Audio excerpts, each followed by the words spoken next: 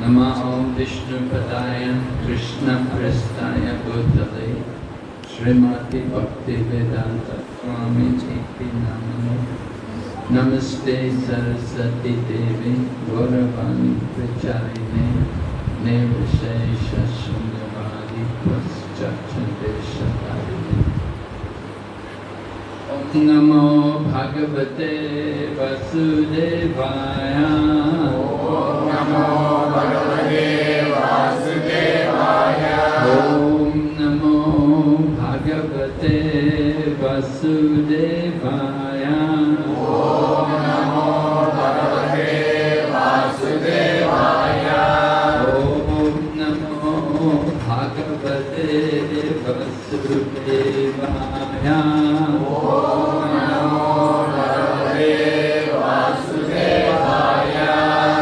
Narayanam namaskrityam Naram chaiva narottamam Devim Sarasatim Vyasam Tato Jayamudiraya Nistaprayeshu Vabhadrateshu Nityam Bhagavata Sevaya Bhagavati Uttama Shloke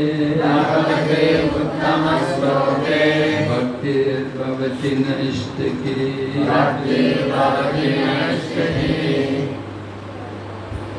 So we're going to speak about determination. நாம இப்ப பக்தி தொண்டின் உறுதித்தன்மையை பற்றி பேச இருக்கிறோம். Right? Determination, very important quality, devotional service. பக்தி தொண்டில் மிக முக்கியமான அம்சம் உறுதித்தன்மை. We have to be determined to do our bhakti yoga. பக்தி யோகத்தை செய்வதில் உறுதி பூண்டிருக்க வேண்டும். Right? You have to be determined to wake up in the morning. விடியற் காலையில வருவதற்கு அவர்கள் உறுதி பூண்டிருக்க வேண்டும். Right? Srila Prabhupada said everyone should be up by 4 o'clock in the morning. Srila பிரபுபாதர் கூறுவார், தினந்தோறும் விடியற் காலை 4 மணிக்கு அனைவரும் எழ வேண்டும். You should worship the deity. விக்கிரகத்தை வழிபட வேண்டும். Hear Srimad Bhagavatam. பாகவதத்தை கேட்க வேண்டும். Chant japa. ஜபத்தை உச்சரிக்க வேண்டும். Right? All the things we're supposed to do every morning. தினந்தோறும் காலையில் என்ன செய்ய வேண்டுமோ அதை செய்ய வேண்டும். It takes a lot of determination to do these things. இதையெல்லாம் செய்வதற்கு உறுதி பூண்டிருக்க வேண்டும். And of course, we all would like to get Krishna prem. நாம் எல்லாம் கிருஷ்ணர் மீதான தூய அன்பை பெறுவதில் ஆர்வமாக இருக்கிறோம். But it's going to take some time. ஆனால் அது கிடைப்பதற்கு காலதாமதம் ஆகும். We cannot expect we're going to become pure devotees so quickly. மிக விரைவாகவே நாம் தூய பக்தர்கள் ஆகிவிடுவோம் என எதிர்பார்க்க கூடாது. We have been in the material world for a long time. நாம பௌதிக லோகத்துல ரொம்ப நீண்ட காலமாக இருந்து வருகிறோம். Right? We are nitya baddhas, eternally conditioned souls. நாம நித்திய பக்தர்கள், நாம நித்தியமாக பந்தப்பட்டவர்கள். Meaning we've been in this material world for a long time. அதன் அர்த்தம் பௌதிக உலகில் நாம் நீண்ட நேரம் இருந்திருக்கிறோம். In the Bhagavad Gita, Lord Krishna was telling Arjuna the history of the Bhagavad Gita. பகவத்கீதையில் கிருஷ்ணர் அர்ஜுனனிடத்துல பகவத்கீதையின் சரித்திரத்தை விளக்குகிறார். Right? Who knows that verse? அந்த ஸ்லோகம் யாருக்கு என்று தெரியும்?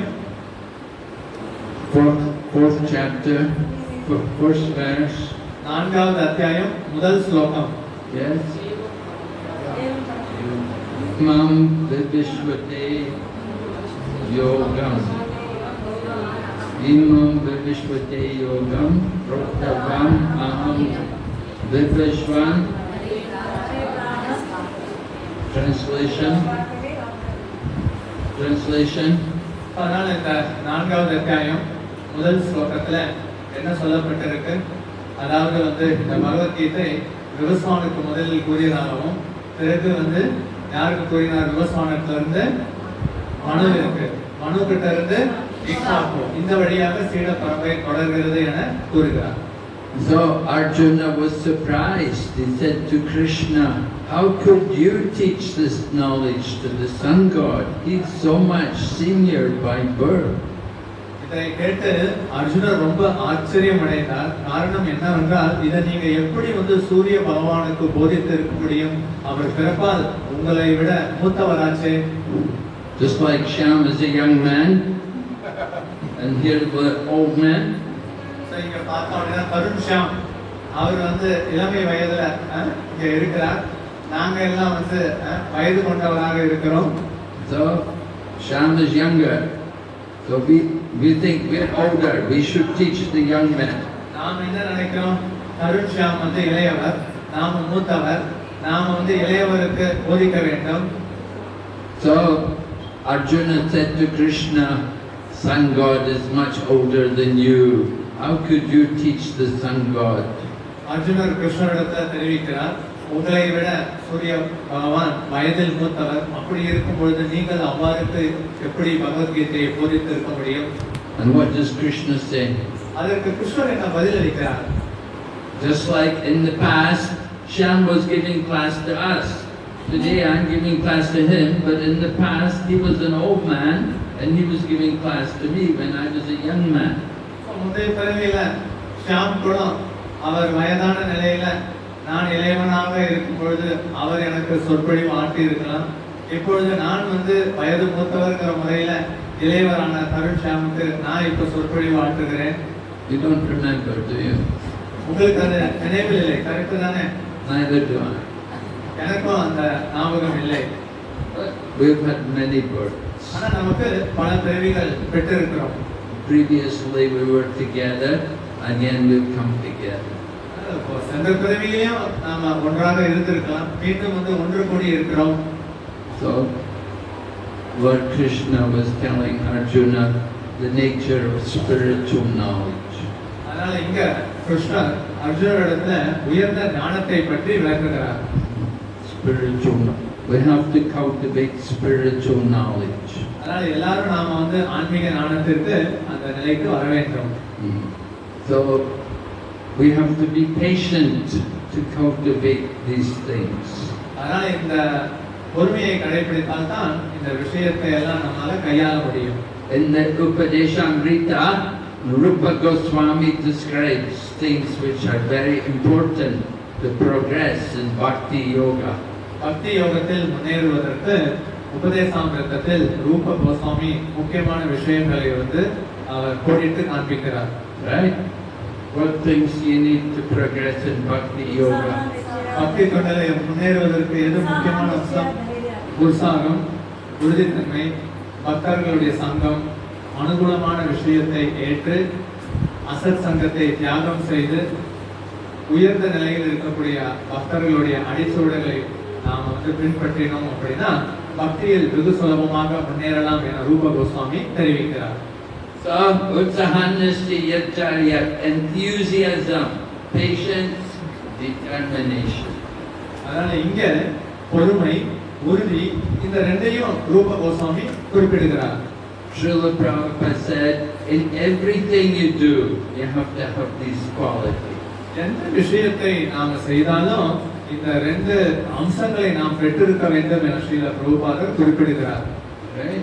Everything you do, maybe you get married, you have to be enthusiastic, you have to be patient, you have to be determined.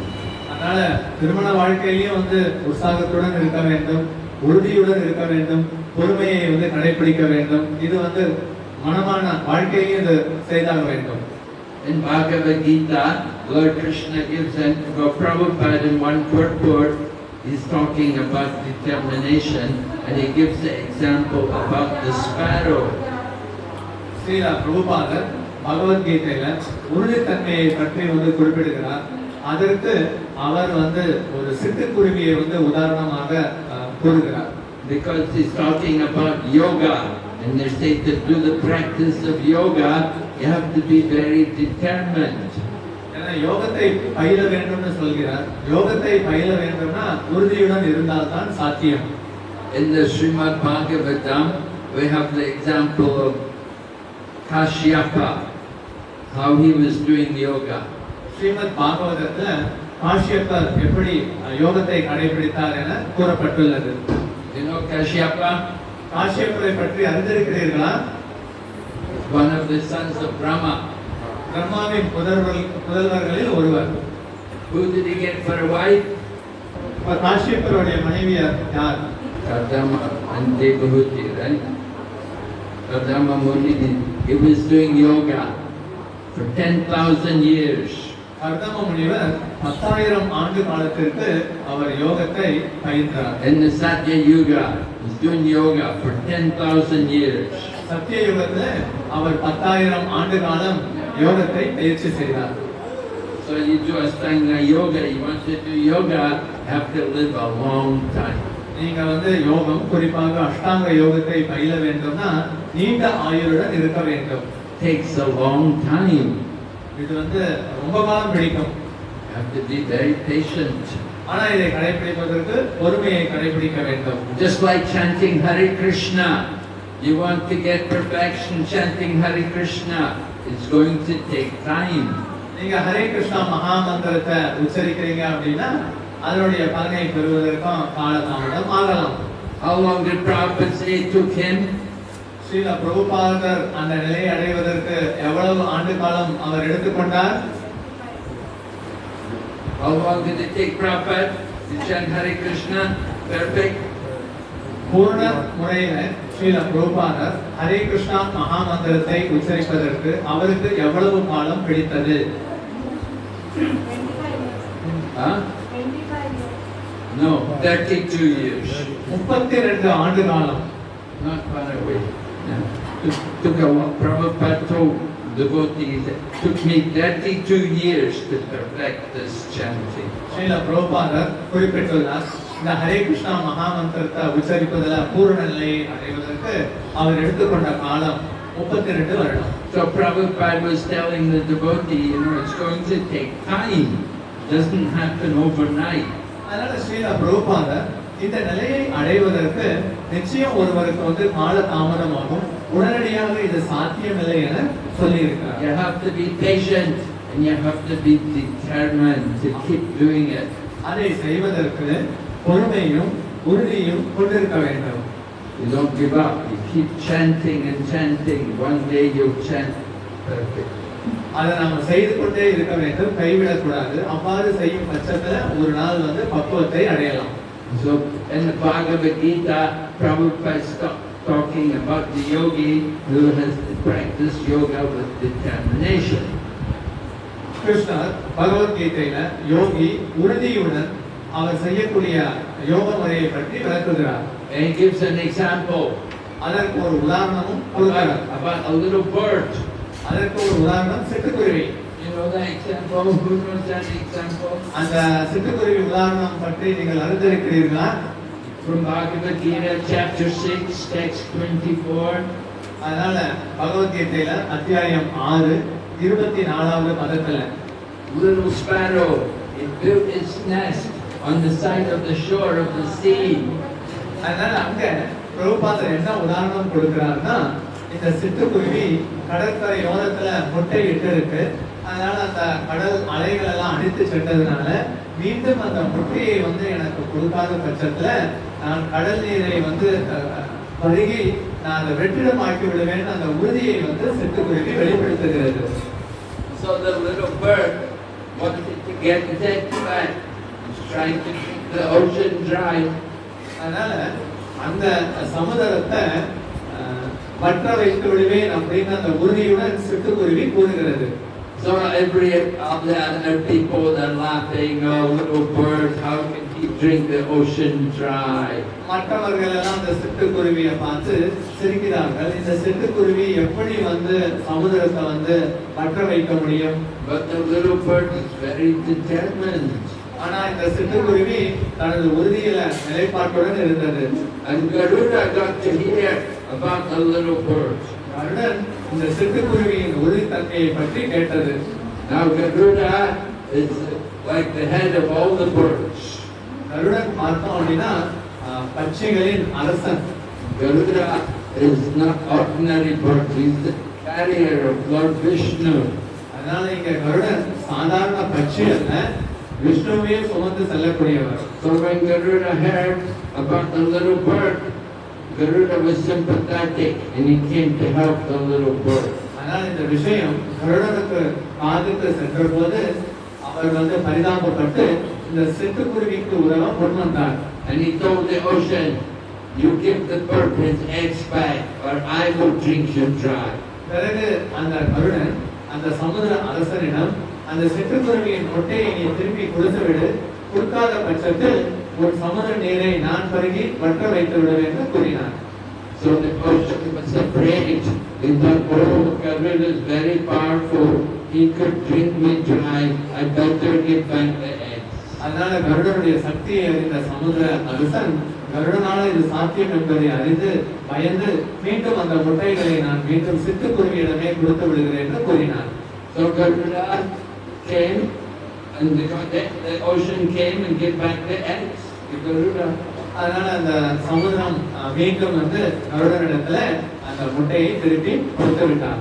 So this example is given about determination. அதனால இந்த உதாரணம் தான் உறுதித்தன்மைக்கு கொடுக்கப்பட்டுள்ளது. You have to be very determined if you want to succeed in Krishna consciousness. Krishna உணர்வுல நீங்க வெற்றி அடைய வேண்டும் என்றால் உறுதித்தன்மை நிலைப்பாட்டுடன் இருக்க வேண்டும். So in the Bhagavad Gita, determination is discussed many times. பகவத்கீதையில இந்த உறுதி நிலைப்பாட்டை பற்றி பல முறை விளக்கப்பட்டுள்ளது. Just like there's the verse in the Bhagavad Gita. There's a verse that says, Vayavasayatmika buddhi ekhehat gurunandana. Bahu shakadi anantascha buddhayo vayavasayinam. Those who are on this path are resolute in determination, and their aim is one. அதனால பகவத்கீதையில என்ன சொல்லப்பட்டிருக்கு? வியாவசயாத்மிக புத்தி ஏகேஹா குருநந்தனா. யாரு இந்த நிலைப்பாட்டுல ஒருமுகத்துடன் இருக்கிறார்களோ அவர்களின் நிலைப்பாடு ரொம்ப உறுதியுடன் இருக்கிறது என கூறப்பட்டுள்ளது. So, a very important verse in the Bhagavad Gita. பகவத்கீதையில மிக முக்கியமான ஸ்லோகம் ஆகும். Because this verse also inspired Srila Prabhupada to go to the West to preach Krishna consciousness. இந்த ஸ்லோகம் தான் ஸ்ரீல பிரபுபாதருக்கு ஒரு உற்சாகத்தை கொடுத்தது மேற்கத்திய நாடுகளுக்கு சென்று கிருஷ்ண உணர்வை பரப்புவதற்கு. Prabhupada was reading the Bhagavad Gita and he read this verse and he read the purport by Vishwanath Chakravarti Thakur, and Vishwanath Chakravarti Thakur in the purport said, the order of the spiritual master is the life and soul of the disciple. Srila பிரபுபாதர் பகவத்கீதையில இந்த ஸ்லோகத்தை படித்தார். இதற்கு ஸ்ரீல விஸ்வநாத சக்கரவர்த்தி தாக்கூர் அவர்களுடைய விளக்க உரையையும் வந்து படித்தார். அதில் என்ன சொல்லப்பட்டிருக்கு? ஆன்மீக குருவின் ஆணையை ஒரு சீடர் உயிர் மூச்சாக ஏற்க வேண்டும். So Prabhupada was inspired by this verse to go to the Western world. Srila பிரபுபாதருக்கு மேற்கத்திய நாடுக்கு செல்ல வேண்டும் என்கிற உற்சாகம் இந்த ஸ்லோகத்தை படித்ததன் மூலமாகவே கிடைக்கப்பட்டது. But when he got there, it was not easy. For a long time, nobody was helping him. ஆனா அவர் மேற்கத்திய நாடுகளுக்கு சென்ற பிறகு அது சுலபமான விஷயம் இல்லை. யாரும் அவருக்கு உதவ ஆரம்பத்தில் முன் வரவில்லை. He was alone. He was working on his own. அவர் தனிமையில் இருந்தார். அவர் அனைத்து செயல்பாடுகளையும் தனிமையிலேயே செய்து கொண்டிருந்தார். And then, but gradually only people started to come and help him. மெதுவாகத்தான் அவருக்கு உறுதுணை புரிவதற்கு பல பக்தர்கள் முன் வந்தனர். So that determination was very important quality. ஆனால் இந்த உறுதி நிலைப்பாடு அப்படிங்கிறது பக்தி தொண்டில ரொம்ப ரொம்ப முக்கியமான விஷயமாகும். In the Bhagavad Gita, Lord Krishna also describes about devotees how they have to be determined. பகவத்கீதையில கிருஷ்ணர் பக்தர்களும் எப்படி வந்து உறுதி நிலைப்பாட்டை எடுக்க வேண்டும் என்பதை பற்றி விளக்குகிறார். He is describing about Mahatmas. அவர் மகாத்மாவை பற்றி விளக்குகிறார். And he says, Satatam Mahatmas, no. He's describing about Mahatmas how they're always chanting the glories of the Lord. Satatam Ketayantomam Yatantas Chadadavrataha. Always chanting my glories, endeavoring with great determination. These great souls perpetually worship me with devotion. அதனால இங்க சததம் கீர்த்தயந்தோமாம் அந்த ஸ்லோகத்துல கிருஷ்ணர் என்ன சொல்கிறார்? இந்த மகாத்மாக்கள் எப்பொழுதும் எனது நாமத்தை புகழ தொடர்ச்சியாக உச்சரித்து கொண்டிருக்கிறார்கள். அதுவும் வந்து உறுதியுடன், இப்படி இந்த உறுதி நிலைப்பாட்டுடன் என்னை வழிபட்டு வருகின்றனர் என கிருஷ்ணர் கூறுகிறார். So Dridavrat, they make that great vow, they're very determined to do something. அதனால திருதவர் அப்படின்னா ஒரு விஷயத்தை செய்ய வேண்டும் என்பதுல அவங்க மிகுந்த உறுதிப்பாட்டுடன் இருப்பதை வந்து பார்க்கலாம். Just like when we take initiation, we make a vow. நாம வந்து தீட்சை பெறும் பொழுது நாம வந்து உறுதி எடுக்கிறோம். How many of you are initiating? இங்க இருப்பவர்கள் எவ்வளவு பேர் தீட்சை பெற்றுள்ளீர்கள்? Oh my goodness, so many. நிறைய பக்தர்கள் தீட்சையை பெற்றுள்ளீர்கள். So you all made the vow. நீங்க எல்லாம் உறுதி பூண்டிருக்கிறீர்கள் அல்லவா? To chant every day 16 rounds. தினந்தோறும் 16 மாலை ஹரே கிருஷ்ணா மகா மந்திரத்தை உச்சரிக்க வேண்டும். 4 கட்டுப்பாட்டு விதிமுறைகளை கடைபிடிக்க வேண்டும். So you have to have that breath. You have to be very determined. இதை கடைபிடிக்க வேண்டும் என்றால் நீங்க உறுதி நிலைப்பாட்டுடன் இருக்க வேண்டும். In the Kali Yuga, it's not easy. கலியுகத்துல இது சுலபம் அல்ல. Chanting 16 rounds every day takes 2 hours every day. தினந்தோறும் 16 மாலை ஹரே கிருஷ்ணா மகா மந்திரத்தை உச்சரிப்பதற்கு குறைந்தபட்சம் 2 மணி நேரம் ஆகும். So we have to be faithful to our vows and chant regularly. அப்ப நாம உறுதி எடுத்துப்பதுல நாம ஸ்ரத்தையுடன் இருக்க வேண்டும், நாமத்தை உச்சரிக்க வேண்டும் என்கிற உறுதியுடன். Lord Krishna also describes in the most confidential knowledge about determination. கிருஷ்ணரும் மிக ரகசியமான ஞானம் என்கிற தலைப்புல அவரும் உறுதித்தன்மையை பற்றி விளக்குகிறார். He says, Raghavijya Rajaguyam Pavitramidam Utamam Pratyakshavatam Mantaramyam Susutam Satam. No, that's not Anyway, in the 18th chapter, Lord Krishna describes about determination in the modes. There's determination in the mode of goodness, in the mode of passion, and in the mode of ignorance. 18வது அத்தியாயத்துல கிருஷ்ணர் உறுதித்தன்மையை பற்றி விளக்குகிறார். சத்துவ குணத்துல இருக்கக்கூடிய உறுதி, ரஜசிக குணத்துல இருக்கக்கூடிய உறுதி, தமசி குணத்துல இருக்கக்கூடிய உறுதியை பற்றி அவர் விளக்குகிறார். So Lord Krishna described determination in the mode of ignorance, that is very flickering and unsteady, and it's done for fruitive results. அதனால இங்க கிருஷ்ணர் அறியாமையில் நாம உறுதி பூண்டிருக்கும் பட்சத்துல அந்த பலன்களும் தற்காலிகமாக இருக்கும், மனமும் சஞ்சல நிலையுடன் செய்வோம் என கூறுகிறார். And in the mode of passion, we do something to get results also. We want to get name and fame. ரஜோகுணத்தில் செய்யக்கூடிய அந்த உறுதித்தன்மையில பேரு, புகழ், பலன்களை பெற வேண்டும் என்பதில் ஆர்வம் காட்டுகின்றனர். Determination in the mode of goodness is done in yoga for the pleasure of the Supreme. சத்வகுணத்தில் நாம உறுதி நிலைப்பாட்டுடன் இருக்கும் பொழுது பகவானின் மகிழ்ச்சிக்காக செய்கிறோம். So determination is a very important aspect, an important quality in Bhakti yoga. பக்தி யோகத்துல இந்த உறுதி என்பது முக்கியமான அம்சமும் குணமும் ஆகும்.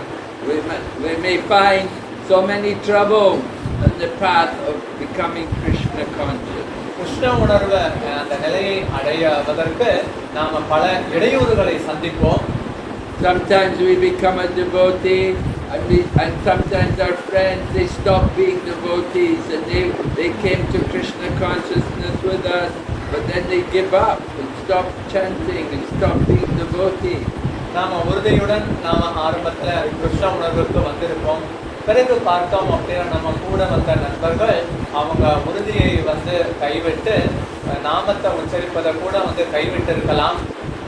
So people lose their determination, but we have to keep our determination. அதனால மக்கள் பொதுவாக இந்த உறுதி நிலையை ஆங்காங்கே கைவிட்டு விடுவார்கள். ஆனா நாம இந்த உறுதி தன்மையுடன் எப்பொழுதும் நிலைத்திருக்க வேண்டும். We should think, even if everyone else stops chanting Hare Krishna, I will never stop. நாம் அந்த உறுதி தன்மையை எப்படி எடுத்திருக்க வேண்டும்னா, எல்லாருமே இந்த ஹரே கிருஷ்ணா மகா மந்திரத்தை உச்சரிப்பதை நிறுத்திவிட்டாலும் நான் இந்த மகா மந்திரத்தை தொடர்ச்சியாக உச்சரிப்பேன். Even if all the people go away, I will keep chanting. I'll find other people to start chanting. அதனால கூட இருப்பவர்கள் எல்லாரும் கிருஷ்ண உணர்வை விட்டு வெளியேறி சென்றாலும் நான் இதை கடைபிடித்து மற்றவர்களையும் உச்சரிப்ப வைப்பேன். So we have to have that determination to continue chanting Hare Krishna. அதனால இந்த ஹரே கிருஷ்ணா மகா மந்திரத்தை தொடர்ச்சியாக உச்சரிப்பதற்கு நமக்கு இந்த உறுதித்தன்மை தேவைப்படுகிறது. We have to have that determination to go on in Krishna consciousness. Krishna உணர்வுல மேலும் முன்னேறுவதற்கு இந்த உறுதி அவசியமாகிறது.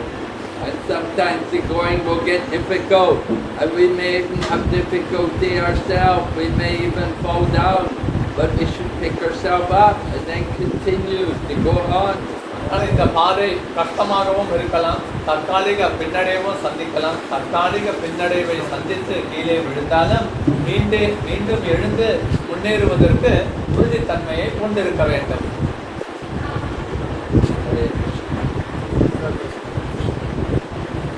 So Krishna consciousness is something scientific. We have to follow the process. அதனால இந்த கிருஷ்ண உணர்வு என்பது விஞ்ஞான பூர்வமானது. அந்த வழிமுறையை கடைபிடிக்க வேண்டும். It's a process. We follow the system.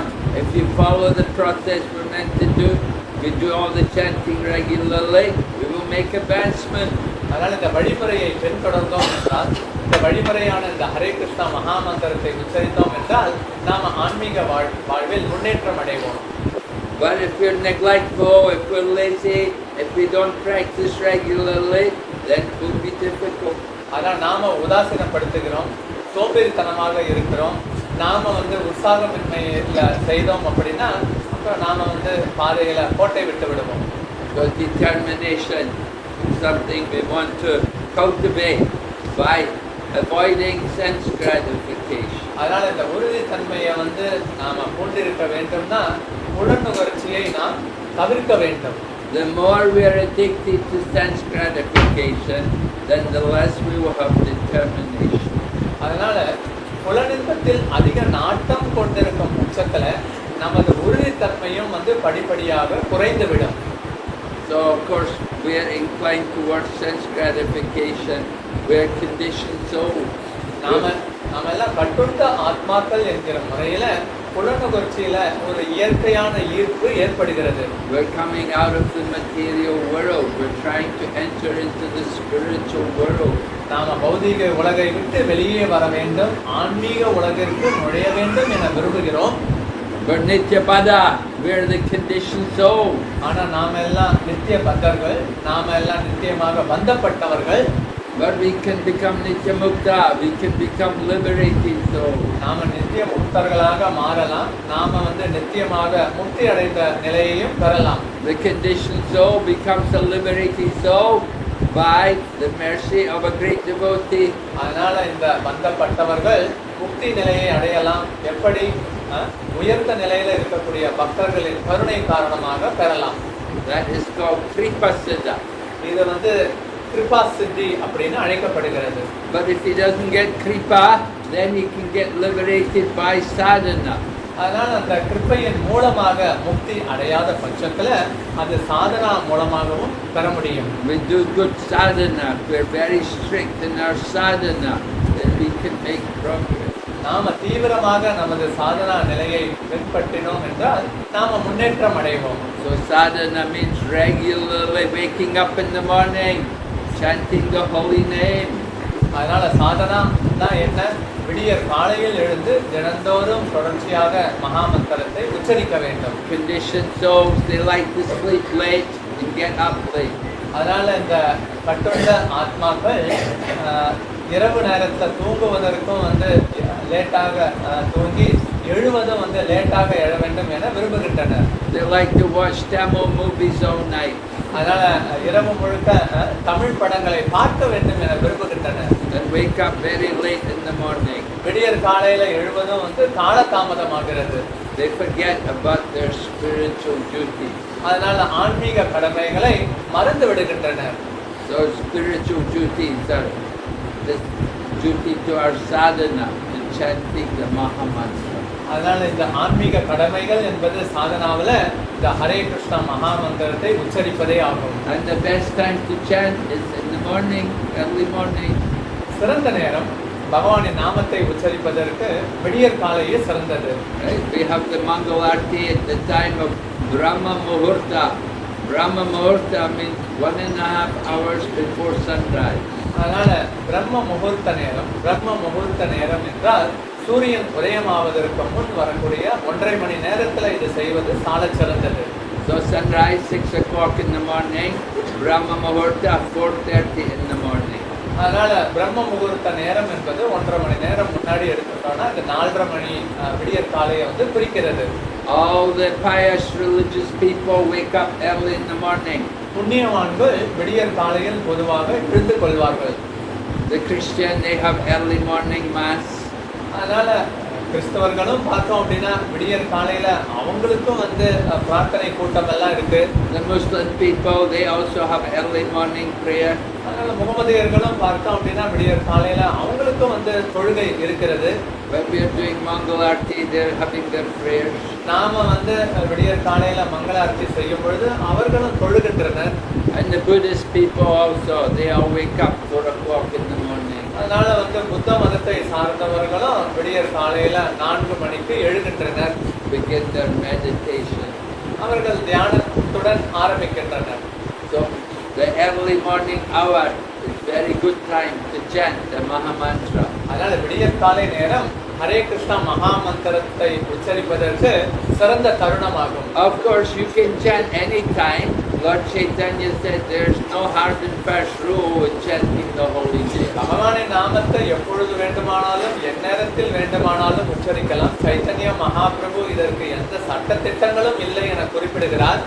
But we know as the time goes on, as the morning comes, and then the day goes on, there's so many things, so many talking, so many questions, so many problems.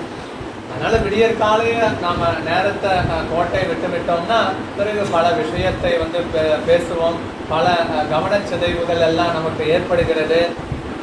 And there's so many distractions from the holy name. அதனால புனித நாமத்தை உச்சரிப்பதற்கு கவனச்சிதைவும் ஏற்படுகிறது.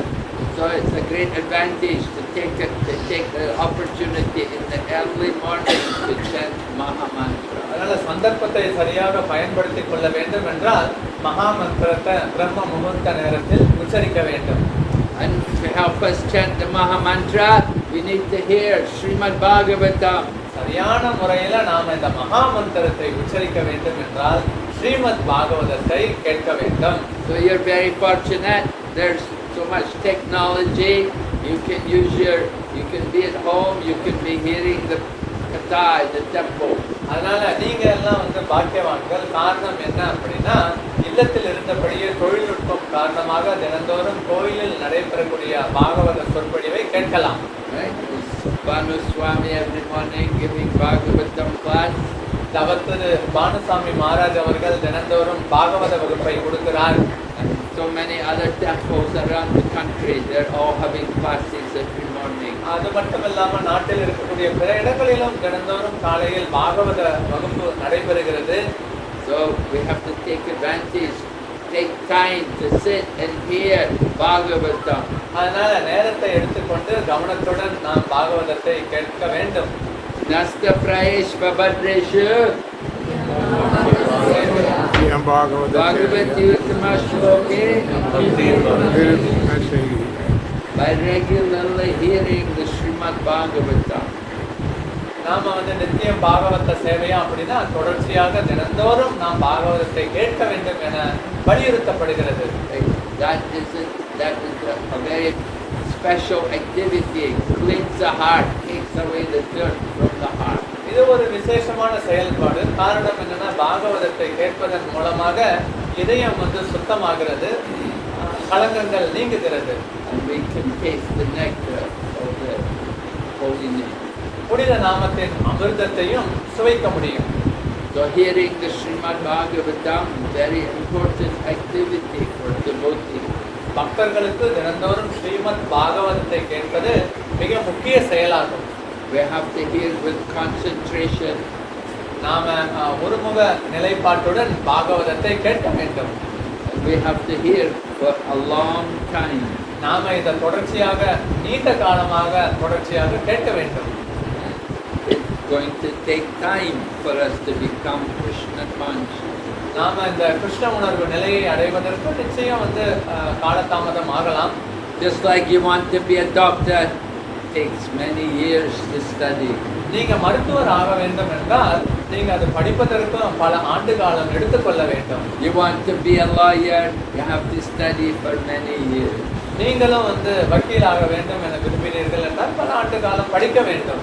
You want to be a pure devotee of Krishna? It's going to take time. அதனால் நீங்களும் வந்து கிருஷ்ணரின் தூய பக்தராக மாற வேண்டும் என விரும்பினீர்கள் என்றால் அதற்கும் வந்து பல ஆண்டுகள் ஆகலாம். We have to have a strong desire. அதற்கு தீவிரமான விருப்பத்தை கொண்டிருக்க வேண்டும். We want something very badly. அதனால நமக்கு சில விஷயங்கள் எல்லாம் ரொம்ப அவசியமாக தேவைப்படுகிறது. Right? We should want it so badly that we will cry to get it. அதனால அந்த விஷயம் எந்த அளவுக்கு நமக்கு தேவைப்படுகிறதுனா அழுது பெற வேண்டும்னு சொல்லப்பட்டுள்ளது. We have to have that kind of greed, that loyum.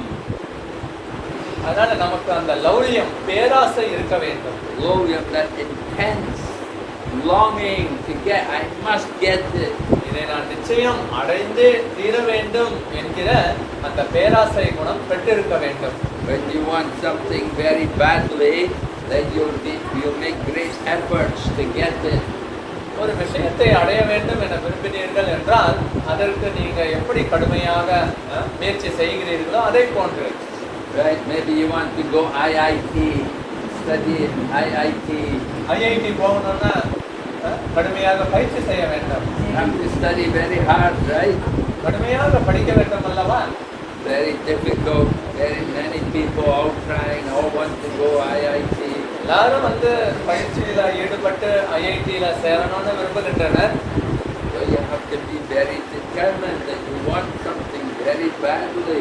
அதனால வந்து உறுதித்தன்மையுடன் அடைந்தே ஆக வேண்டும்னு அந்த ஒரு கோட்பாட்டை எடுத்திருக்க வேண்டும். So devotee wants love of Krishna. பக்தர்களுக்கு தேவைப்படுவது கிருஷ்ணர் மீதான தூய அன்பு.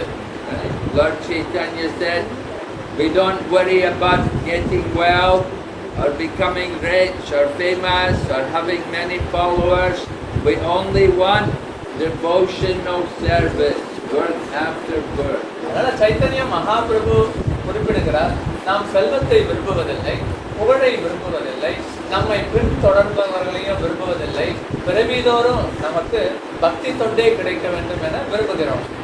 Lord Chaitanya said doesn't even care for liberation. Chaitanya Mahaprabhu முக்திக்கு கூட முக்கியத்துவம் கொடுப்பதில்லை.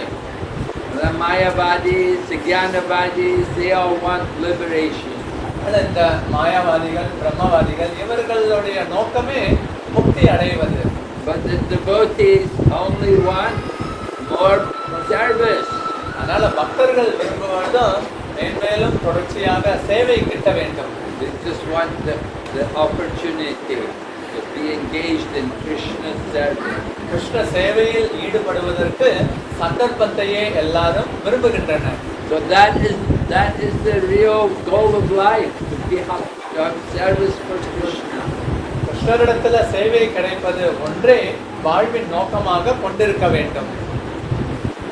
So Lord Krishna is so kind. He has come in the form of the holy name. கிருஷ்ணர் ரொம்ப கருணை வாய்ந்தவர். அவர் புனித நாமத்தின் மூலமாக தன்னை வெளிப்படுத்திக் கொண்டுள்ளார். He is giving all of us a chance to chant His holy name. நாம் அனைவரும் அவரின் புனித நாமத்தை உச்சரிப்பதற்கு அவர் நமக்கு ஒரு சந்தர்ப்பத்தை கொடுக்கிறார். But we are very unfortunate. ஆனா நாம எல்லாம் வந்து துர்பாக்கியசாலிகள். We have no attraction. நமக்கு புனித நாமத்தின் மீது ஈர்ப்பு ஏற்படவில்லை. We are attracted to cricket. நாம கிரிக்கெட் மீது ஈர்ப்பு கொண்டுள்ளோம். We are attracted to Tamil movies. நாம தமிழ் திரைப்படத்தின் மீது ஈர்ப்பு கொண்டுள்ளோம். We are attracted to nice kurma. Kurma அது சாப்பிடுவதற்கு ரொம்ப ஈர்ப்பு கொண்டுள்ளோம். We love Colombo. குழம்பை சாப்பிடுவதில் நாட்டம் கொண்டிருக்கோம். கேட்டுங்க. We have no taste for the holy name. ஆனா புனித நாமத்தின் மீது நமக்கு சுவை இல்லை. This is the misfortune of the Kali Yuga. அதனால கலியுகத்துல துர்பாக்கியசாலிகளுடைய நிலைப்பாடு இதுவே ஆகும். So we must become fortunate. We can become fortunate. We can awaken that taste for the holy name. அதனால நம்ம பாக்கியவானாக மாற வேண்டும்னா அந்த புனித நாமத்தின் மீதான சுவையை தட்டி எழுப்ப வேண்டும். How to get the taste for the holy name? புனித நாமத்தின் மீது சுவையை எவ்வாறு ஏற்படுத்திக் கொள்வது? More chanting. தொடர்ச்சியாக நாமத்தை உச்சரிக்க வேண்டும். You have to have more chanting. கூடுதலாக நாமத்தை உச்சரிக்க வேண்டும். Constant chanting. தொடர்ச்சியான உச்சரிப்பு. And gradually we can get the taste. படிப்படியாக இந்த சுவை நமக்கு கிட்டும். Right? Rupa Goswami said just like person has got jaundice.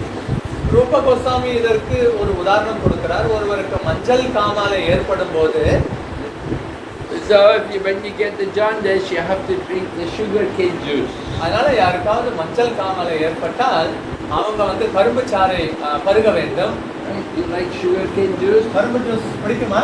Yeah, everybody likes sugarcane juice. அனைவரும் கரும்பு சாறு பருகுவதற்கு விரும்புகின்றனர். But when you get jaundice and you drink sugarcane juice,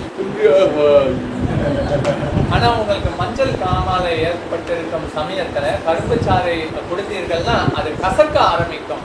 it's very bitter.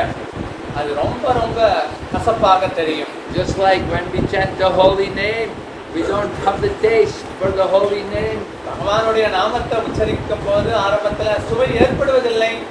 Because we have jaundice. காரணம் என்னன்னா நமக்கு மஞ்சள் காமாலை என்கிற நோய்வாயில இருக்கிறோம். We have the jaundice of material life.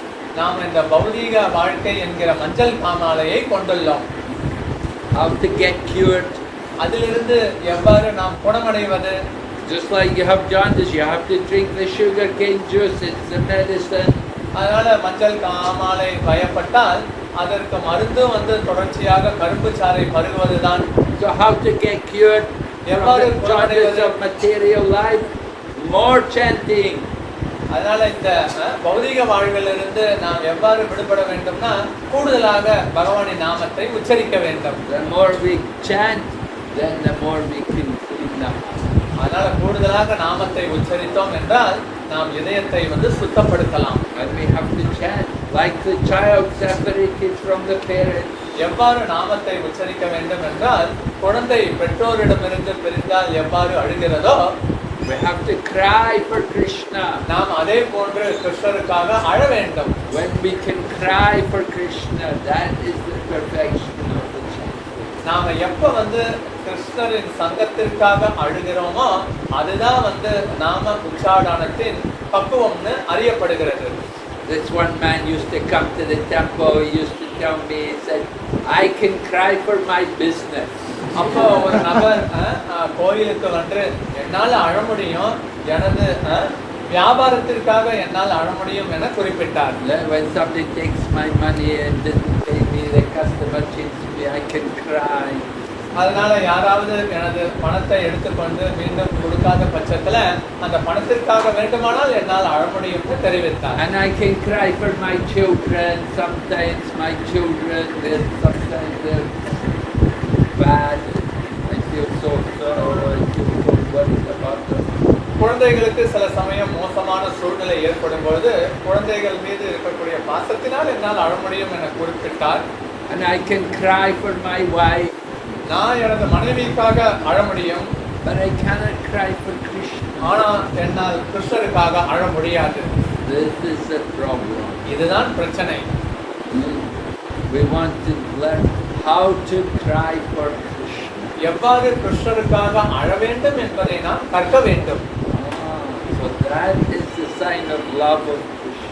இதுதான் வந்து கிருஷ்ணர் மீதான அன்பிற்கு உண்டான அடையாளமாகும். That when we want Krishna so badly, we're crying for Krishna.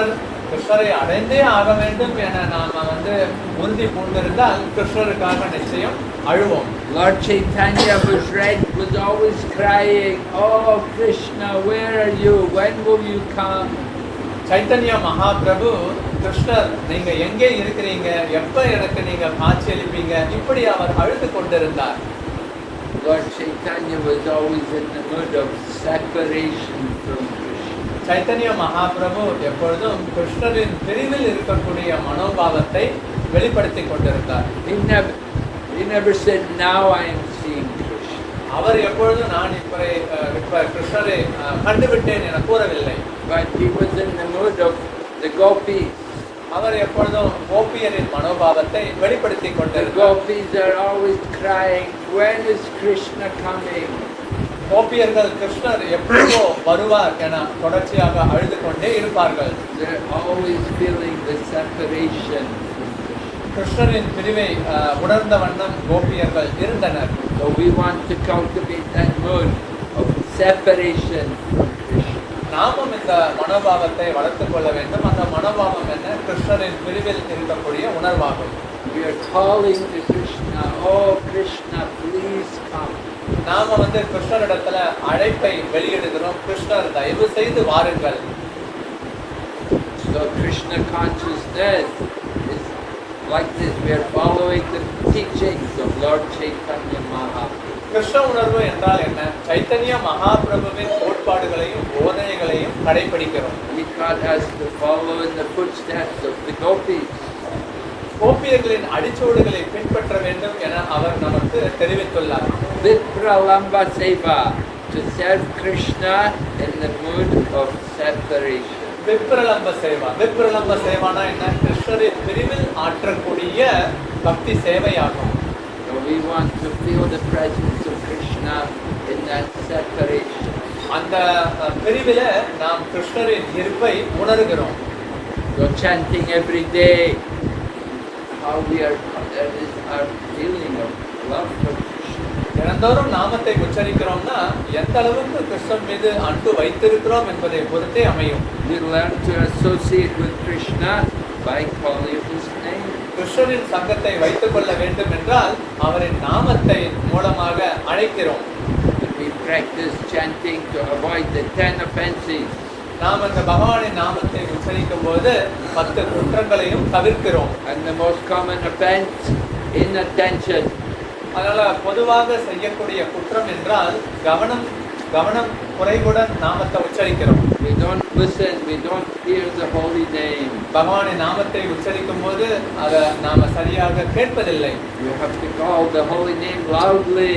நாம பகவானின் நாமத்தை உரக்க உச்சரிக்க வேண்டும். The louder we call, the more powerful the name becomes. உரக்க உச்சரித்தோம் என்றால் நாமத்தின் சக்தி அதிக அளவில் வெளிப்படும்.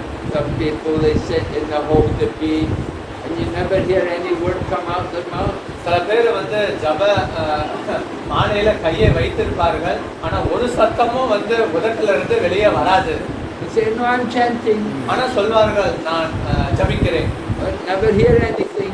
ஆனா எதையும் அவர்கள் கேட்பதில்லை. No, we have to hear the holy name. ஆனா நாம புனித நாமத்தை கேட்டாக வேண்டும். So when we chant, the lips have to move. நாம நாமத்தை உச்சரிக்கும் பட்சத்துல உதடுகள் அசைய வேண்டும். We have to hear the holy name. புனித நாமத்தை கேட்க வேண்டும். We use the tongue to chant and the ears to hear. நாம நாக்கினால் நாமத்தை உச்சரிக்கிறோம், காதினால் நாமத்தை கேட்க வேண்டும். You don't have to worry about the mind. நாம மனதின் நிலைப்பாட்டை பற்றி கவலை கொள்ள வேண்டிய அவசியமில்லை. Just concentrate on the hearing and the chanting. அதனால பகவானின் நாமத்தை கேட்க வேண்டும், அதனால சரியாக உச்சரிக்க வேண்டும். அதுல கவனம் இருந்தால் போதுமானது.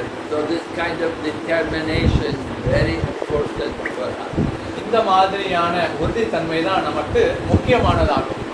Satatam gatayatumam vitantas chadratap. Always chanting my glory, endeavoring with great determination. எப்பொழுதும் பகவானின் நாமத்தை உச்சரித்து உறுதித்தன்மையுடன் முயற்சி செய்ய வேண்டும் என குறிப்பிடப்பட்டுள்ளது.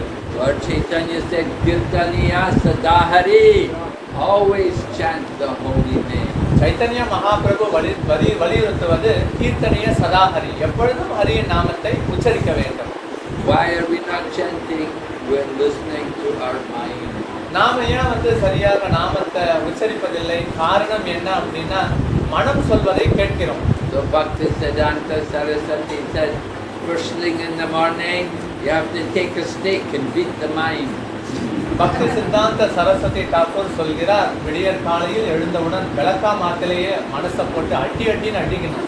And then last thing at night, you take shoes and beat the mind. அதனால இரவு நேரத்தை தூங்குறதுக்கு முன்னாடி பிஞ்ச செருப்பினாலேயே மனதை நல்லா போட்டு அடிக்கணும்.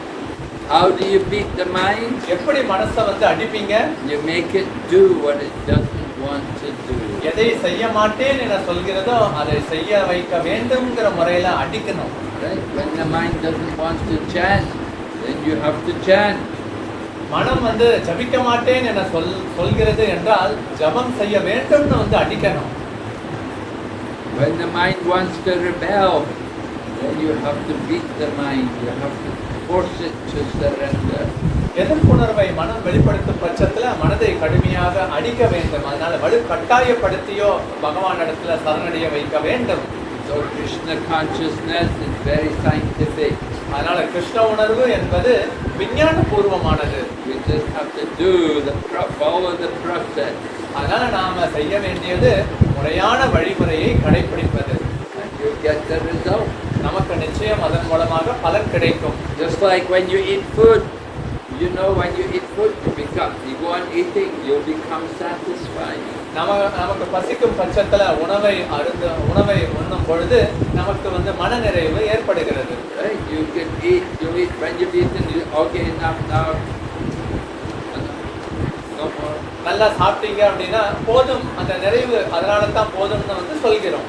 In the same way, when we're chanting Hare Krishna, one day we will become so satisfied in Krishna consciousness. அதனால நாம தொடர்ச்சியாக நாமத்தை உச்சரித்தோம்னா ஒரு நாள் வந்து கிருஷ்ண உணர்வுல நமக்கு முழு மனநிறைவு கிட்டும். Use internet, Tamil movie off. நீங்க உடனடியாக தமிழ் திரைப்படத்தை பார்ப்பதை எல்லாம் கைவிட்டு விடுவீர்கள். You have no interest in the cricket match. அதனால கிரிக்கெட் பார்ப்பதில் எந்த நாட்டமும் இருக்காது. You simply want to chant the holy name and hear about Krishna. நீங்க வந்து வெறுமனே பகவானின் நாமத்தை உச்சரித்து கேட்க வேண்டும் என்கிற எண்ணம் மட்டுமே மிஞ்சும். You feel that satisfaction in the love of Krishna. நீங்க பகவான் மீதான இந்த அன்புல உங்களுக்கு இந்த முழுமையான நிறைவு ஏற்படும். So we have to test ourselves how much we have become Krishna conscious. ஆனால் நாம் நம்மையே வந்து சுய பரிசோதனை செய்து கொள்ள வேண்டும். எந்த அளவுக்கு கிருஷ்ண உணர்வு நிலையில இருக்கிறோம். How much we are still attached to the material world. நாம பௌதீக உலகத்துல இன்னும் எந்த அளவிற்கு பற்று வைத்துக் கொண்டிருந்தோம். We have to let go of the material. அதனால இந்த பௌதீகமான விஷயத்தை நாம் ஒரு நாள் கைவிட்டே ஆக வேண்டும். Hold on to Krishna. நாம கிருஷ்ணரை எப்பொழுதும் அவரை பிடித்துக் கொண்டே இருக்க வேண்டும். Okay, any question? ஓகே, உங்களுக்கு ஏதாவது வந்து கேள்வி சந்தேகம் இருந்தால் கேட்கலாம். ஆன்மீக குருவை அடைவதற்கு என்ன வழிகள்? He is asking how to attain the shelter of the spiritual master. You have to know first of all how to recognize the spiritual. So அவருடைய கேள்வி எப்படி வந்து ஆன்மீக குருவை அடைய வேண்டும் அப்படின்னா முதல்ல நீங்க வந்து ஆன்மீக குருவின் அடையாளத்தை தெரிந்து வைத்துக் கொண்டிருக்க வேண்டும். If you don't know how to recognize the spiritual master, then you can easily be cheated. அதனால ஆன்மீக குருவின் அடையாளத்தை தெரியாத பட்சத்துல நீங்க சுலபமாக ஏமாற்றப்படுவதற்கு வாய்ப்புள்ளது. So you have to learn the science of Krishna consciousness. You have to read Prabhupada's book. நீங்க கிருஷ்ண உணர்வின் இந்த விஞ்ஞானத்தை பிரபுபாதரின் புத்தகத்தை படிப்பதன் மூலமாக அறிந்து கொள்ள வேண்டும். And you have to associate with devotees. நீங்க பக்தர்களுடைய சங்கத்தை கொண்டிருக்க வேண்டும். So in the association of devotees you can learn. நீங்க பக்தர்களுடைய சங்கத்துல தான் இந்த விஷயத்தை எல்லாம் கற்க முடியும். And they can guide you to get the shelter of the spiritual master. பிறகு அவர்களுடைய கருணை காரணமாக ஆன்மீக குருவின் திருப்பாதங்களை அடைவதற்கு அவர்கள் நிச்சயம் வழி காட்டுவார்கள். You have to show you're serious. அதற்கு நீங்கள் தீவிரத்தை வெளிப்படுத்த வேண்டும். The spiritual master will test you. ஆன்மீக குருவும் உங்களை சோதித்து பார்ப்பார். He will want to see are you a serious devotee. அதனால நீங்க வந்து உண்மையிலேயே வந்து தீவிரமான பக்தரா என சோதித்து பார்ப்பார். And you have to test the guru. அதே சமயத்துல நீங்களும் குருவை வந்து சோதித்து பார்க்க வேண்டும். Is he really a spiritual teacher? அதனால வந்து ஆன்மீக ஆசிரியரை அடைய வேண்டும் என்றால் you have to know what is the qualification. ஆன்மீக ஆசிரியரின் தகுதி என்ன என்பதை அறிந்து வைத்திருக்க வேண்டும். But if you don't know, then you can be cheated. அவ்வாறு அறியாத பட்சத்தில் சுலபமாக ஏமாற்றப்படலாம். மனதை எவ்வாறு கட்டுப்படுத்துவது? How to control our mind? By chanting Hare Krishna. Hare Krishna மகாமந்திரத்தை உச்சரிப்பதன் மூலமாக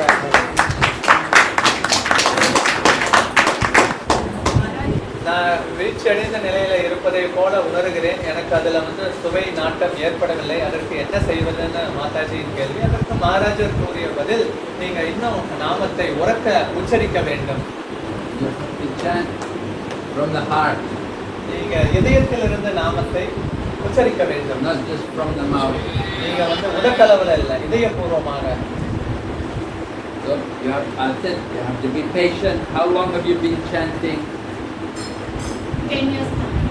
Oh, Prabhupada said it took him 32 years.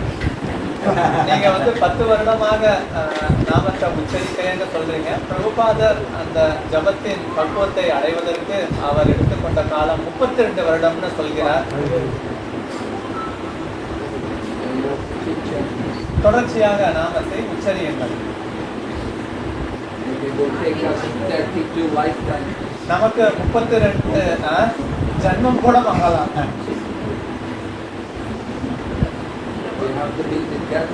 ஆனா அதற்கு நாம உறுதி கொண்டிருக்க வேண்டும். Prabhupada mentions even it is possible in this lifetime to go to Goloka, but should we take more lifetime to Goloka, or should we develop that greediness to go back to Goloka in this lifetime itself? So is it the correct attitude? Well, the correct attitude is to surrender to Krishna. உண்மையான அந்த மனோபாவம் என்ன அப்படின்னா கிருஷ்ணரிடத்துல சரணடைய வேண்டும். If Krishna wants us to go back to Goloka, we'll go. கிருஷ்ணர் நாம் கோலோக பிருந்தாவனத்திற்கு இந்த பிரிவிலேயே செல்ல வேண்டும்னு விரும்பினார் என்றால் நிச்சயம் செல்வோம். But Prabhupada explained usually we don't go immediately back to Goloka. First we go to the place where Krishna is appearing in the material world, and we take part in Krishna's pastimes, and we get more training before we go back to Goloka. Srila பிரபுபாதர் குறிப்பிடுவது நாம நேரடியாக கோலோகத்திற்கு செல்ல மாட்டோம். கிருஷ்ணர் தோன்றி எந்த இடத்துல லீலை புரிகிறாரோ அந்த இடத்துல நாம பிறந்து பயிற்சியை பெற்று பக்குவமான பிறகு ஆன்மீக லோகம் செல்வோம் என குறிப்பிடுகிறார். One time there was one devotee, they were very ill, and they said to Prabhupada, Prabhupada, I just want to take birth again and come back and distribute more books. The devotee was a book distributor. So they said to Prabhupada, I will come back again and distribute books. Prabhupada said, that's okay, you don't need to bother, just go back to God. So ஒரு பக்தர் ஸ்ரீல பிரபுபாதர் இடத்துல அவர் ஒரு சிறந்த புத்தக விநியோகிப்பாளராக இருந்தார். அவர் பிரபுபாதர் இடத்துல தெரிவித்தது, நான் மீண்டும் மீண்டும் பிறந்து இந்த புத்தக விநியோக சேவையை செய்ய வேண்டும்னு அவர் தனது விருப்பத்தை வெளியிட்டார். அதற்கு பிரபுபாதர் அதற்காக மீண்டும் புத்தக விநியோகத்திற்காக இங்கு வர வேண்டிய அவசியமில்லை, ஆன்மீக லோகத்திற்கு செல்வதே சிறந்ததுன்னு குறிப்பிட்டார். So Prabhupada was encouraging the devotees, just go back to God. அதனால ஸ்ரீல பிரபுபாதர் எல்லாருக்கும் உற்சாகத்தை கொடுத்து கொண்டிருந்தார். ஆன்மீக லோகத்திற்கு செல்ல வேண்டும் என்கிற விருப்பத்தை வளர்த்துக் கொள்ளுங்கள். So he says that daily we are chanting, following the 4 regulative principles. But in spite of that, when neighbors and others they speak something, something is not digestible, we get disturbed. How to overcome that? So, in spite of chanting and following the regulative principles while interacting with the neighbors, sometimes the statements which may insult us or we may get disturbed, how to overcome that? So, நாமத்தை உச்சரிக்கிறோம், கட்டுப்பாட்டு விதிமுறைகளை கடைபிடிக்கிறோம். சில பேர் ஏதாவது கூர்மையான வார்த்தைகளை கூறும் பட்சத்தில் அதில் நாம் பாதிப்புக்கு உள்ளாகிறோம். அதிலிருந்து எவ்வாறு விடுபடுவது? Well, you can't be too sensitive about these things. அதனால் பொதுவாக இதில் உணர்ச்சி பூர்வமாக நடந்து கொள்ளலாம். We're not here just to please the neighbors. அதனால் நாம் இந்த உலகத்தில் அக்கம் பக்கத்தில் இருக்கிறவங்களை மகிழ்ச்சிக்குள்ளாக்குவது நமது நோக்கம் அல்ல. But if you can please your Guru and Krishna, then your life is successful. குருவையும் கிருஷ்ணரையும் நீங்கள் திருப்தி செய்து விட்டீர்கள் என்றால் உங்களுடைய வாழ்க்கை வெற்றி அடைந்ததாக கருதப்படுகிறது. You just please your neighbors. I don't know where your destination will be in the next life. நீங்கள் உங்களது அக்கம் பக்கத்தில் இருக்கிறவங்கள நீங்கள் மகிழ்ச்சிக்கு உள்ளாக்க வேண்டும்னு நினச்சி செயல்பட்டீர்கள்னா அப்புறம் உங்க வாழ்வின் நோக்கம் அடையக்கூடிய இலக்கு என்னவாக இருக்கும்னு சொல்ல இயலாது.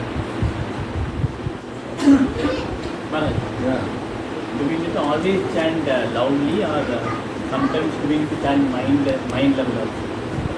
Well, Prabhupada doesn't, he said we should hear the holy name. At least when you're chanting japa, you should be able to hear the sound of the mantra. அதனால் உறக்க உச்சரிக்க வேண்டுமா அல்லது மனதளவில் கூட நாமத்தை உச்சரிக்கலாமா என்பது கேள்வி. அதற்கு மகாராஜர் கூறிய பதில், எப்படி உச்சரித்தாலும் அது உறக்க உச்சரித்தாலும் அல்லது மெதுவாக உச்சரித்தாலும் அந்த நாம உச்சாடான சப்தம் உங்களது காதை சென்றடைந்து நீங்கள் கேட்க வேண்டும். Chanting in the mind is not encouraged. You can hear Prabhupada's japate. You don't hear Prabhupada chanting in the mind. மனதளவில் நாம ஜபம் செய்வது பொதுவாக வலியுறுத்தப்படுவதில்லை. பிரபுபாதருடைய டேப்ல பார்த்தீங்க அப்படின்னா அவர் மனதளவில் ஜபிப்பதை நீங்க கேட்க மாட்டீங்க.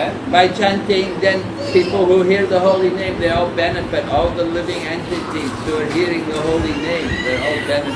நீங்க நாமத்தை உறக்க உச்சரிச்சீங்கன்னா பக்கத்துல இருக்கக்கூடிய ஜீவராசிகள் மற்றவர்கள் யாரெல்லாம் அந்த நாமத்தை கேட்கிறாங்களோ அவங்களுக்கும் அந்த பலனை சென்றடைகிறது. And Chaitanya Bhagavat, they're asking Haridas Thakur why he has to chant the holy name so loudly. Chaitanya பாகவதத்துல ஹரிதாஸ் தாக்கூர் இடத்துல ஏன் பகவானின் நாமத்தை உறக்க உச்சரிக்க வேண்டும் என கேட்டபோது, They said if you chant the holy name in the mind, that's good for yourself. It's not good for anybody else. ஆனா அவர் மனதளவில் நீங்க நாமத்தை உச்சரிச்சீங்கன்னா அது உங்களுக்கு நல்லது, ஆனா மற்றவர்களுக்கு அது எவ்வாறு நன்மையை கொடுக்கும். But when you chant out loud, then people who are hearing the holy name will benefit. அதனால உறக்க உச்சரித்தால் யாரெல்லாம் கேட்பதற்கு சந்தர்ப்பம் கிட்டுகிறதோ அவங்களுக்கு நிச்சயம் அந்த பலன் அடையும். Not only people, all the living entities, the plants, the trees, the animals, the birds, they all benefit by hearing the holy name. மக்கள் மட்டும் பலன் அடைவதில்லை, செடிகளும் கொடிகளும் மரங்களும் பட்சிகளும் மிருகங்களும் அவங்களும் பலன் அடைகின்றன. So Haridas Thakur said, who's better? One who maintains himself or one who maintains 100 people? Haridas Thakur கேட்கிறார், தன்னைத்தானே பராமரித்துக் கொள்வது சிறந்ததா இல்ல மற்ற ஜீவராசிகளையும் நன்றாக பராமரிக்க வைப்பது சிறந்ததா? So if you're chanting aloud, they're maintaining 100 people. அதனால உறக்க உச்சரிச்சீங்க அப்படின்னா அந்த நாம ஜபத்தின் சப்தம் மூலமாக 100 பேரை நீங்க பராமரிக்கிறீங்க. And Prabhupada, the louder you chant, the more powerful it becomes. அதனால உறக்க உச்சரிக்கும் பட்சத்தில் அதனுடைய சக்தி வீரியமும் அதிகமாகிறது. He is asking, in our daily schedule, most of the time we are interacting with materialistic people. So how to get inspiration that we should have a nice japa chanting? You have to have some sadhana. You have to do some morning activities like chanting japa before you go out into the world to associate with the non-devotees. You have to protect yourself by doing a good sadhana. அதனால் நிச்சயமாக நீங்க வெளி உலகத்துல போய் நீங்க பௌதிகவாதிகளுடன் நீங்க சங்கம் வைத்துக் கொள்ளும் பட்சத்துல நீங்க முதல்ல உங்களை தற்காத்து கொள்ள வேண்டும். எவ்வாறு இந்த தற்காப்பு பாதுகாப்பு நமக்கு கிட்டுகிறது? தீவிரமாக காலையில நாம இந்த சாதனா நிகழ்ச்சியை செய்யும் பட்சத்துல நமக்கு அந்த சக்தி கிட்டுகிறது. Just like a doctor has to go and meet many sick people, he has to make sure he does not get infected by them. அதனால ஒரு மருத்துவரும் பார்த்தீங்க அப்படின்னா அவர் குணம் இல்லாத நிலையில இருக்கக்கூடிய பல நோயாளிகளை சந்திக்கும் பட்சத்துல அந்த நோயிலிருந்து அவர் தன்னையும் பாதுகாத்துக் கொள்ள வேண்டும் அல்லவா? So the same way the devotee has to protect themselves. They have to chant every morning, they have to hear Srimad Bhagavatam a bit, they have to eat prasadam. This way they will protect themselves. அதனால நாம தினந்தோறும் நம்மை பாதுகாப்பு வளையத்திற்குள் கொண்டு வர வேண்டும்னா நாமத்தை உச்சரிக்க வேண்டும், பாகவதத்தை கேட்க வேண்டும், கிருஷ்ண பிரசாதத்தை மட்டுமே உண்ண வேண்டும். We go out every day, everywhere. We're meeting so many non-devotee people. We have to work with them. You have to meet them, deal with them. But if you have a good sadhana every day, if you're chanting Hare Krishna, then you protect yourself. அதனால அபக்தர்களை சந்திக்கிறோம், அவங்க கூட தான் வேலை செய்கிறோம், அவர்களோட தான் உறவாடுகிறோம். அதனால நாம அந்த பாதுகாப்புல இருந்து நாம முற்றிலுமாக தற்காத்து கொள்ள வேண்டும். அப்படின்னா சாதனா பயிற்சி தரமாக இருக்க வேண்டும். ஒரு கேள்வி என்ன அப்படின்னா, கிருஷ்ணர் நிச்சயம் நம்மை காப்பாற்றுவார் என தெரிந்திருந்தாலும் சில சூழ்நிலைகள்ல நமக்கு அந்த காப்பாற்றப்படுதல் கிடைக்காத பட்சத்துல நாம அதனால ஒரு தொல்லைக்கு பாதிப்புக்கு உள்ளாகிறோம். அங்க வந்து நமது நம்பிக்கையும் வந்து ஆட்டம் காண்கிறது. இதை எவ்வாறு நாம வந்து பார்த்து கொள்ள வேண்டும்? Well, we have to believe Krishna's words, Krishna's promise that my devotee will never perish. அதனால கிருஷ்ணரின் வார்த்தைகள், கிருஷ்ணர் கூறிய அந்த உறுதி, எனது பக்தனுக்கு அழிவில்லை அப்படின்னு சொன்னதுல நாம முழு நம்பிக்கையுடன் இருக்க வேண்டும். And so many examples are there how Krishna protected his devotees. பல உதாரணங்கள் இருக்கிறது, கிருஷ்ணர் எவ்வாறு தனது பக்தர்களை அவர் வந்து பாதுகாத்துள்ளார். But a devotee just wants to remember Krishna. He thinks whatever happens, it's the arrangement of Krishna. ஆனா பக்தர்களுடைய நிலைப்பாடோ, நான் எப்பொழுதும் கிருஷ்ணரை மட்டுமே நினைவில் கொள்ள வேண்டும், எந்த சூழ்நிலை எப்படி இருந்தாலும் அது கிருஷ்ணரின் ஏற்பாடாக அவர் அதை எடுத்துக்கொள்கிறார். If he's suffering a lot, he thinks actually I deserve to suffer more, but my suffering has been reduced by the mercy of Krishna. ரொம்ப துன்பம் வரும் பட்சத்துல கிருஷ்ணருடைய கருணையினால இதைவிட நான் மோசமாக வந்து துன்பத்திற்கு உள்ளாகி இருக்க வேண்டும், ஆனால் கிருஷ்ணருடைய கருணையினால இந்த துன்பம் மிக குறைந்த அளவிலேயே எனக்கு கிடைத்திருக்கும் என நம்புகிறார். And when he's successful and everything is going very well, I think Krishna is just encouraging me. I don't deserve so much mercy. அதே போல வாழ்வில் பல தருணத்துல வெற்றி அடையும் பட்சத்துல கிருஷ்ணர் எனக்கு ஊக்கத்தை கொடுப்பதற்காக தனது கருணையை பொழிகிறார், ஆனா இதற்கு நான் தகுதி இல்லாதவன் என நினைக்கிறான். We have to see everything in relation to Krishna. அதனால் நீங்கள் அனைத்து விஷயங்களையும் கிருஷ்ணருடன் தொடர்பு படுத்தி பார்க்க வேண்டும். So we will loudly chant one time for Maharaj. Hare Krishna, Hare Krishna, Krishna Krishna, Hare Hare, Hare Rama, Hare Rama, Rama Rama, Hare Hare. One more time. Hare Krishna, Hare Krishna, Krishna Krishna, Hare Hare, Hare Rama, Hare Rama, Rama Rama, Hare Hare. So we are very fortunate to have with us Bhakti BVV Narasimha Swami Maharaj to give his association. Earlier also Maharaj came here and gave his association, and we will pray that Maharaj will give more association to us in the coming days and the future as well.